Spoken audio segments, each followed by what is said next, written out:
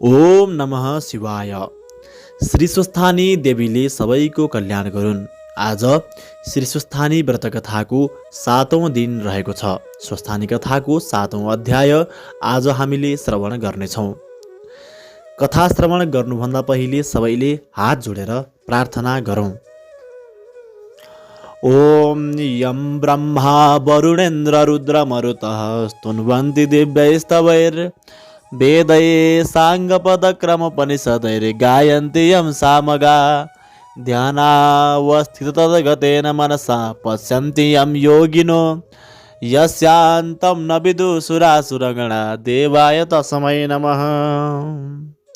श्रीमच्चन्दनचर्चितज्वलवपु शुक्लाम्बरा मल्लिका मालालङ्कृतकुण्डला प्रविलसन् मुक्तावली शोभिता सर्वज्ञाननिदान पुस्तकधरा रुद्राक्षमालाकरा वाग्देवी वदनाम्बुजे वसतु मे त्रैलोक्यमाता चिरं मूकं करोति वाचालं पङ्गुं लङ्घयते गिरिं यत्कृपातमहं वन्दे परमानन्दमाधवं।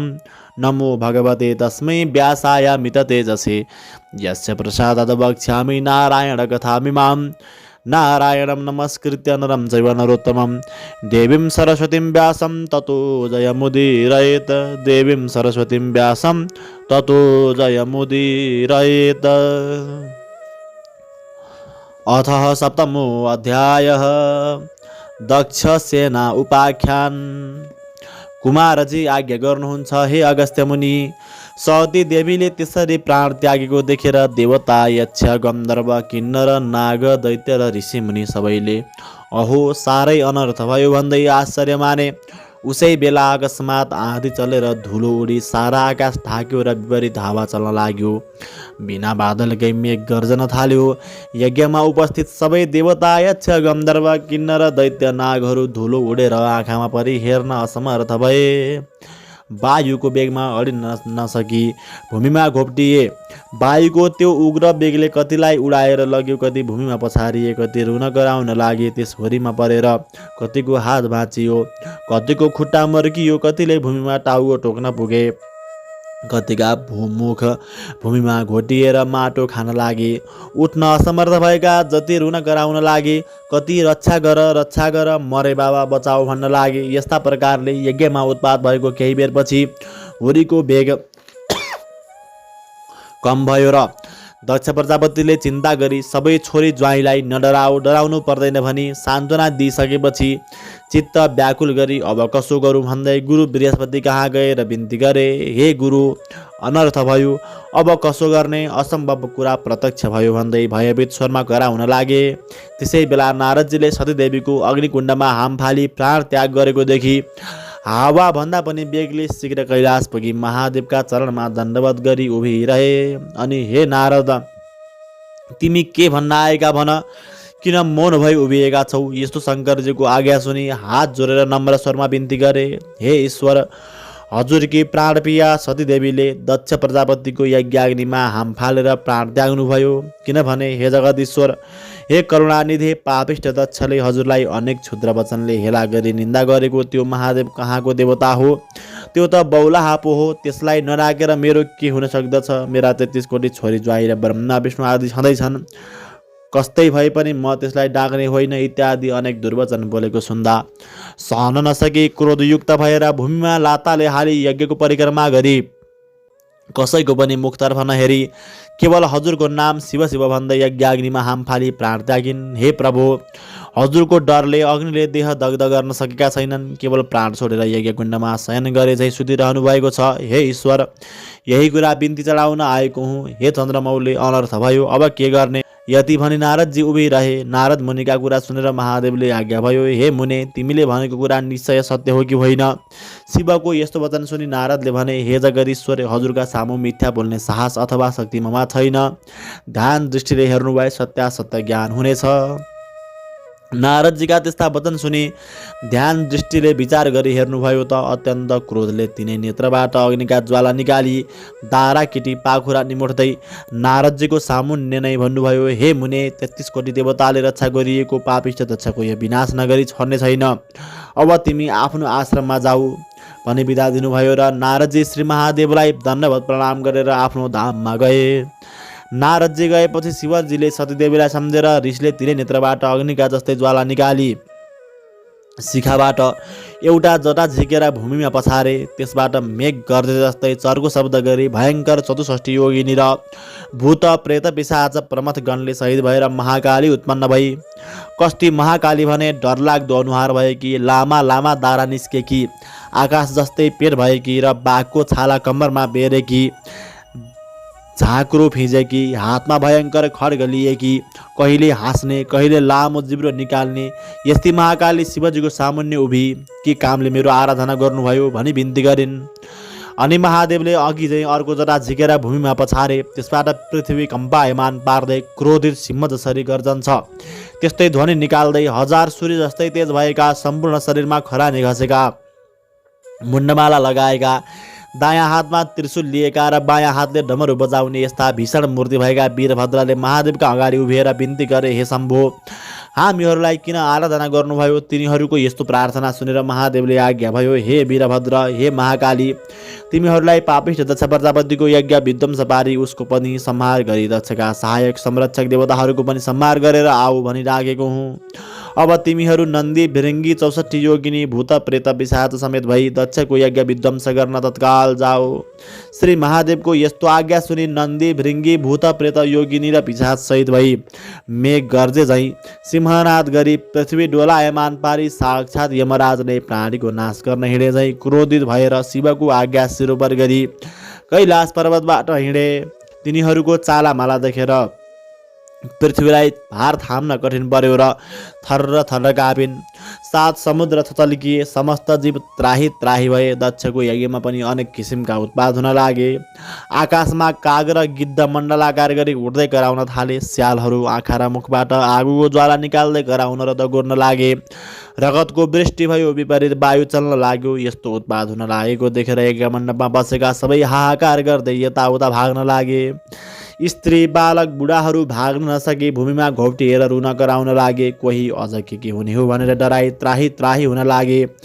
ठिक उसै बेला शिवको आज्ञा पाएर उन्मत्त भएका वीरभद्र र महाकाली, नन्दी भिरिङ्गी आदि शिवका गण मेघ गर्जे जस्तै गर्जदै हात्तीका बथानमा सिंह पसेझै दक्षका यज्ञमा पुगेर दक्षद्वारा डाकिएका देवता, यक्ष, गन्धर्व, किन्नर, नाग, दैत्यगणसित परस्पर जुधे। त्यो देखेर दक्षका कन्याहरू देवकन्या, नागकन्या, ब्राह्मण, ऋषि, मुनि आदि सबै त्राही त्राही नारायण नारायण भन्दै रोई कराई दश दिशातिर भाग्न लागे। कोही भाग्न नसकेर लडे, कसैको हात खुट्टा भाँचियो, कोही टाउकाको भरले पल्टेर माटो खान लागे। कति मूर्छा परी असहाय जस्तै भूमिमा लडिरहे। तर विष्णु प्रवृत्ति देवता, यक्ष, गन्धर्व, किन्नर आदि सबैले दक्ष प्रजापतिको रक्षा गर्न शस्त्र अस्त्र लिएर वीरभद्र र महाकाली माथि प्रहार गर्न लागे। यसरी परस्परमा घमासान सङ्ग्राम भयो। इन्द्र आदि देवताहरूले कुन कुन अस्त्र प्रहार गरे भने इन्द्रास्त्र, अग्न्यास्त्र, दिव्यास्त्र, वरुणास्त्र, पाशुपतास्त्र, ब्रह्मास्त्र, तोमर, गदा, खड्ग र मुसल, नागबास आदिले वीरभद्र र महाकाली तथा 64 योगिनी भूत प्रेत प्रमथगण र विषम ज्वर माथि प्रहार गरे। यस्ता तरहले आफूमाथि शस्त्रास्त्र प्रहार गरेको देखेर वीरभद्रका गणहरूले पनि कठोर स्वरले गर्जेर दक्षका सैन्यभित्रपछि जति भेटे उत्तिको टाउको समाती, निमोठी, हात खुट्टा भाँची, मुड्कीले हानी, रगत छदाई देवताहरूको संहार गरे। उता महाकालले पनि प्रत्यक्ष काल जस्तै खड्ग लिई वर्षाकालको प्रचण्ड मेघ गर्जी सिंहनाद गर्दै मृगका फौजमा सिंह पसे झैँ र सुकेका परालमा आगो लागे जस्तो गरी दक्षका सेनाको संहार गरिन्। वीरभद्र र समेत नन्दी भिरिङ्गी 64 योगिनी भूत प्रेत पिशाच प्रमथगण समेतले शत्रुतिरका कसैको शिर कसैको हात खुट्टा छुट्याए। कसैले निमोठी रगत पिएर नाच्न लागे। कोही हाँस्न थाले, कसैको मासु लुछेर खाए, कसैको कुखामा प्वाल पारेर रगत पिउन लागे। कोही देवता भागे। यसरी दक्षका कोटी कोटी सेना र कोटी कोटी देवताको संहार गरे। त्यसरी संहार गरेको देखेर दक्षका सेना र देवताले वीरभद्र र महाकालीमाथि आफ्ना शस्त्रास्त्र प्रहार गरे, तर ती सम्पूर्ण शस्त्रास्त्र महाकालीको शरीरमा छुनासाथ आफै भस्म भएर जान्थे। फेरि शिवगण र महाकालीले दक्षका सैन्य र देवगण यज्ञमा आएका धेरै वीरहरू मारिदिए। विषम ज्वरले पनि सबैका शरीरमा प्रवेश गरी अचेत पारिदिए। अनि वैकुण्ठका स्वामी श्री विष्णुले सम्पूर्ण देवता, यक्ष, गन्धर्व, किन्नर, दैत्य, नागसहित दक्षका सबै सेना अचेत भएको देखेर आफ्नो देहबाट शीत ज्वर उत्पन्न गरेर सबैलाई सचेत गराए। फेरि अनेक शस्त्र अस्त्र लिएर बत्तीमा पुतली गए झैँ वीरभद्र र महाकालीमाथि जाइ लागे। वीरभद्रले पनि त्रिशूलले सिंहनाद गर्दै सुकेको घरमा आगो लगाए झैँ एक क्षणमै दक्षका अनेक सेनाहरू काटी मारिदिए। तिनमा कसैको शिर छैन, कसैको हात छैन, कसैका खुट्टा छैनन्। यस्तो स्थिति देखेर कोही रक्षा गर भन्दै भाग्न पनि नसकी भूमिमा लडिरहे। यसरी सबै देवताहरूको संहार गरी अन्य दैत्य दानवलाई समाति अग्निकुण्डमा हुन लागे। वीरभद्रले त्यसरी दक्षका सेना, देवता, यक्ष, गन्धर्व, किन्नरहरूको नाश पारी यज्ञ समेत ध्वस्त पारिदिएको हेर्न नसकी श्री विष्णुले राता राता आँखा पारी नागले चाहिँ निश्वास फेर्दै प्रलय कालको अग्नि जस्तै भई बायाँ हातले पाञ्चजन्य शङ्ख बजाई, दाहिने हातले कौमोदकी गदा उठाई संहार कालका रुद्र जाइ लागे जस्तै वीरभद्रका सेनामाथि जाइ लागे। त्यो देखेर देवता, यक्ष, गन्धर्व, किन्नर, नाग आदि सबै र दक्ष प्रजापतिका सेनाले धन्य धन्य विष्णु, तिम्रो जय कल्याण होस् भन्दै आफ्ना आफ्ना शस्त्रास्त्रले विष्णुको सहायतामा लागेर कठोर युद्ध गरे। त्यस्तो देखेर महाकाली रिसले आगोको ज्वाला झैँ डर लाग्दो तेज प्रकट गरी खड्गली जाइ लागिन्। त्यो देखि भूत, प्रेत, पिशाच, प्रमथगण, डाकिनी, साकिनी र 64 योगिनी सबै युद्ध गर्न लागे। जस्तै ठुलो हावा चल्नाले मेघ टुक्रा टुक्रा हुन्छ, त्यस्तै दक्षका सेना, देवता, दैत्य, गन्धर्व, किन्नर, नाग आदि दश दिशामा भागे। तब विष्णुले निर्धकसित वीरभद्रको छातीमा कौमोदकी गदा प्रहार गरे। त्यो गदा वीरभद्रको छातीमा बज्रन गयो अनि ती मूर्छा परि भूमिमा ढले। फेरि विष्णुले नन्दी, भृङ्गी, 64 योगिनी, भूत, प्रेत, पिशाच, प्रमथगणका उपर शङ्खको चर्को शब्दका साथ शस्त्रास्त्र प्रहार गरे। त्यसैले विष्णुको प्रहारले कति लडे भूमिमा पल्टे, कति मूर्छा परे, कति भागे। त्यो देखेर दक्ष प्रजापतिका सेनाले धन्य धन्य विष्णु भनी स्तुति गरे, पुष्पवृष्टि पनि गरे। तब विष्णुले पाञ्चजन्य शङ्ख बजाए। मूर्छा भइरहेका वीरभद्र महाकालीका कानमा देवता, यक्ष, गन्धर्व, किन्नर र दक्षका सेनाले सङ्गुल ध्वनि र धन्य धन्य विष्णु भनी स्तुति गरेको शब्द पर्यो र चेतना फर्क्यो। आफ्ना सैन्य कोही भूमिमा लडेका, कोही भाग्न लागेका र कोही के कसो गरौँ भनी अन्यलमा परेको देखि अत्यन्त क्रोधित भई काल सदृश त्रिशूलले विष्णुलाई लक्ष्य गरी बेग्लै प्रहार गरे। त्यो त्रिशूल विष्णुका छातीमा लाग्यो। त्यसको कष्ट सहन नसकी नवद्वारबाट रगतको धारा बगाई विष्णु मूर्छा परि ढले।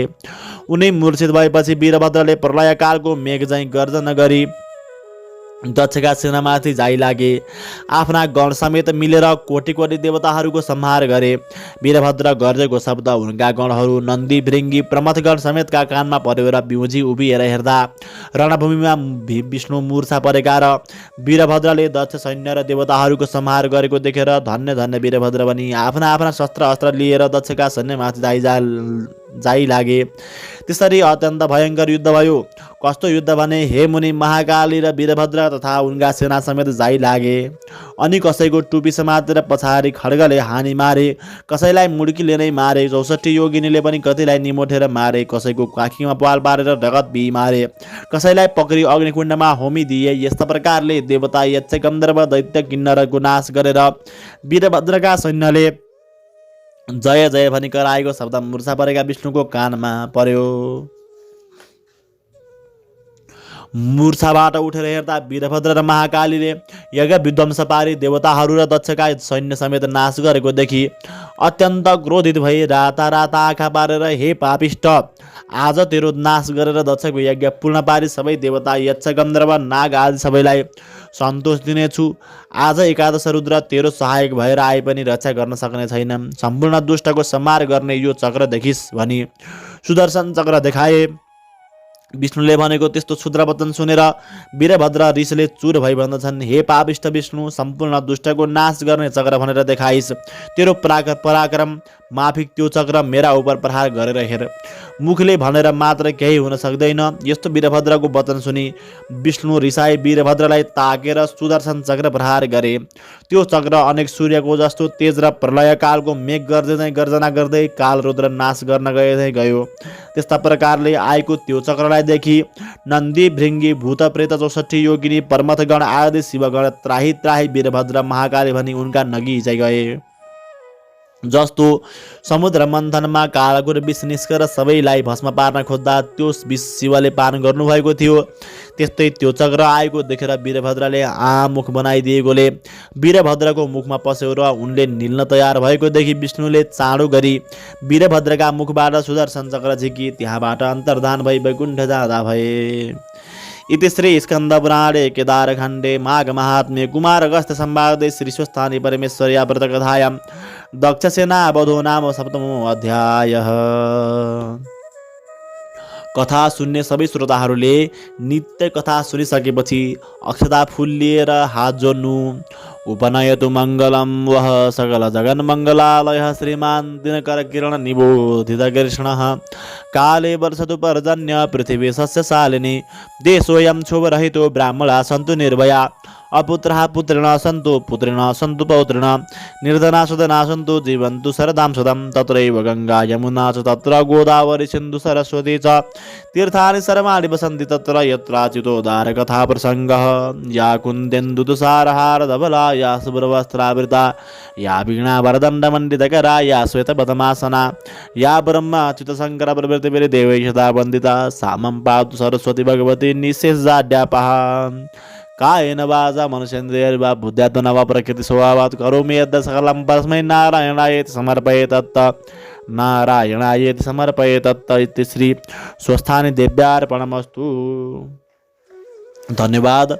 श्री स्वस्थानी देवीले तपाईको कल्याण गरून्। नियमित रूपमा नछुटाइकिन व्रतकथा सुन्नको लागि च्यानललाई सब्स्क्राइब गर्नुहोला। भोलि फेरि अर्को अध्याय श्रवण गराउन म ज्योतिषाचार्य श्रीधर गैरे उपस्थित हुने नै छु। अहिलेलाई बिदा माग्दछु। ओम नमः शिवाय।